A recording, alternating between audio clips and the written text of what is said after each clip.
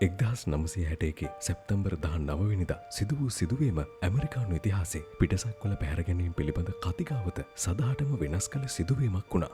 බෙටි සහ බානිහිල් කියන්නේ ඇමරිකාවේ නිව් හැම්ප්ෂයර් ප්‍රාන්තයේ ජීවත් වුණු ප්‍රසිද්ධ යුවලක්. ඔවුන් කැනඩාවේ නිවාඩුවක් ගත කරලා රාත්‍රියේ වයිට් මවුන්ටන්ස් හරහා ආපසු සිය නිවස බලා මෝටර් රථයෙන් ගමන් කරමින් සිටියා. රාත්‍රී 10:30ට පමණ බෙටි අහසේ අමුතු දීප්තිමත් එළියක් දකිනවා.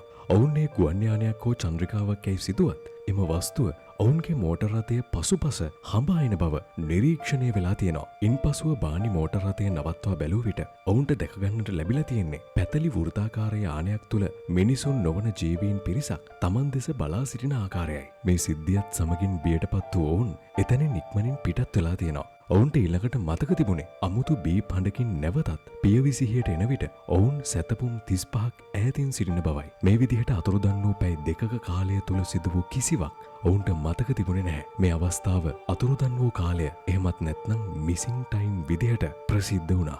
මේ සිදුවීමෙන් පසුව බෙටි භයානක සිහින දකින්නට පටන් ගන්නවා. ඔවුන්ව යානාවකට ගෙන ගොස් පරීක්ෂා කරන අයුරු ඇයි සිහිනෙන් දැකලා තියෙනවා.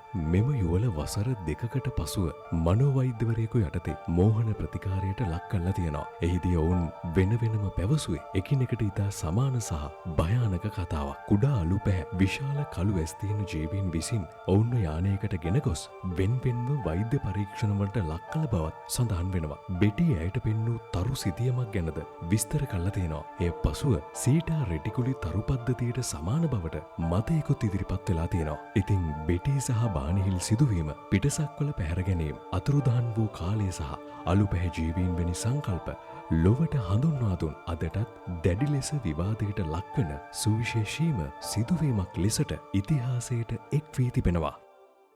කතාව අවසන් වුණත් දෝංකාරය ඔබ සමග රැඳේවි.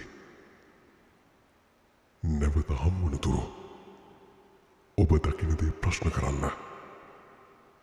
මේ Echoes of the Unknown